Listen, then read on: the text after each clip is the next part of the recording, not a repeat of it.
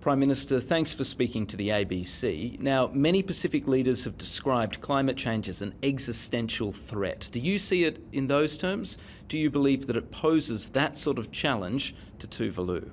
Tuvalu could be, be totally devastated if no urgent actions are done in order to curb the temperature increase to 1.5 degrees.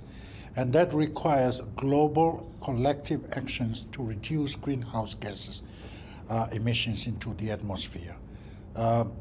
Unless we did that urgently, there is every possibility that Tuvalu would be totally destroyed by the impacts of climate change.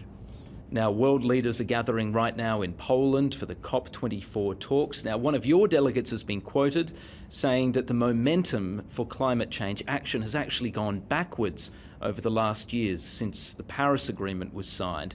Do you agree? Do you think that the world is going backwards on climate change? We feel that.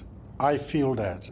And it is unfortunate that one party contributing 25% of greenhouse gas emissions have decided to withdraw, and the global community, the whole world, must not use this as an excuse to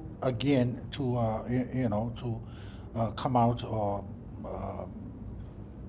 withdraw from the Paris Agreement. We need to stay together to save the canoe, to save the world, and therefore perhaps also consider ways of filling the gaps. And that's why in the UN General Assembly last September, I called for a global compact on future on climate change for parties of the Paris Agreement to consider coming back to the drawing board and look at how we can raise the ambitions to increase NDCs so that we reach the target of curbing temperature increase to 1.5 degrees. We appreciate the Secretary General of the UN is convening a climate summit in September next year. But I think it is urgent that leaders of the world, especially in COP24, seriously consider how we can fill the gaps. Because absolutely, the way we see it, there is some sort of fatigue coming in, a sense of almost giving up atmosphere.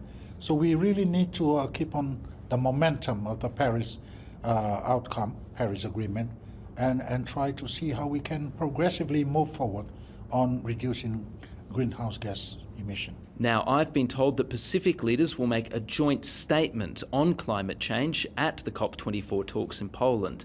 Is that true? That's right.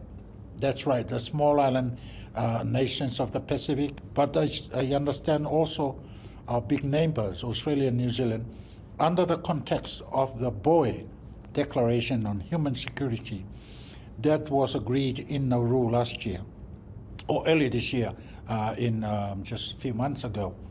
That declaration concretized or solidifies the commitment to Pacific Island leaders, including Australia and New Zealand, working to deal with security, climate change and security.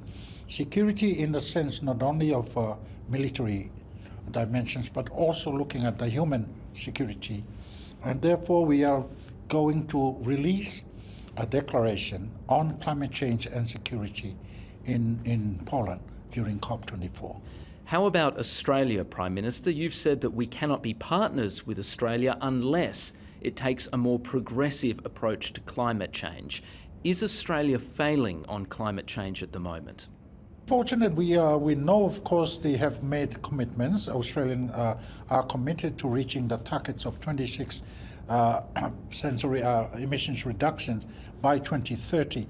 And we know, of course, they are trying to reconsider, resituate themselves, and they are fully appreciative of the concerns of Pacific Island countries relating to impacts of climate change and the need to reduce urgently on greenhouse gas emissions. And I'm very hopeful that under that understanding, the Australian authorities seriously considering looking into more progressive actions on renewable energy. And they are considering, and I, as a leader, they know very well that we will not be happy with, as a partner, to move forward unless they are serious and be more progressive. And certainly I was very encouraged this afternoon to hear about not going into the domino effect of following what other people, other parties of Paris are doing, moving away from the Paris Agreement. I got the assurance that the Australian government would not move away from the Paris Agreement on climate change. And I was very, very encouraged when Prime Minister was saying, we are not doing that, we are staying on the Paris Agreement.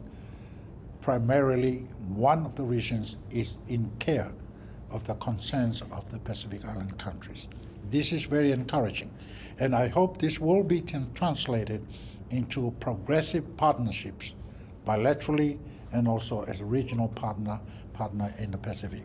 All right, and just finally, the Adani coal mine in Queensland, do you believe that should go ahead?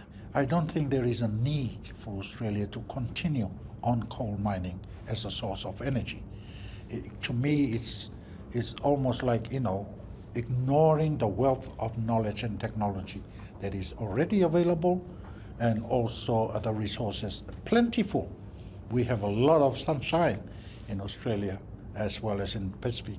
So I believe maybe it's time to seriously reconsider this approach to transferring this and developing this coal mining under the partnership with Adani company and that sort of thing. This will only go into causing a lot of serious damages to the environment and eventually causing destruction to the people of the Pacific like Tuvalu. So I hope, it is my strong prayer that Australia will reconsider opening these new coal mines, but also to look at seriously phasing out the coal mining industries at the moment.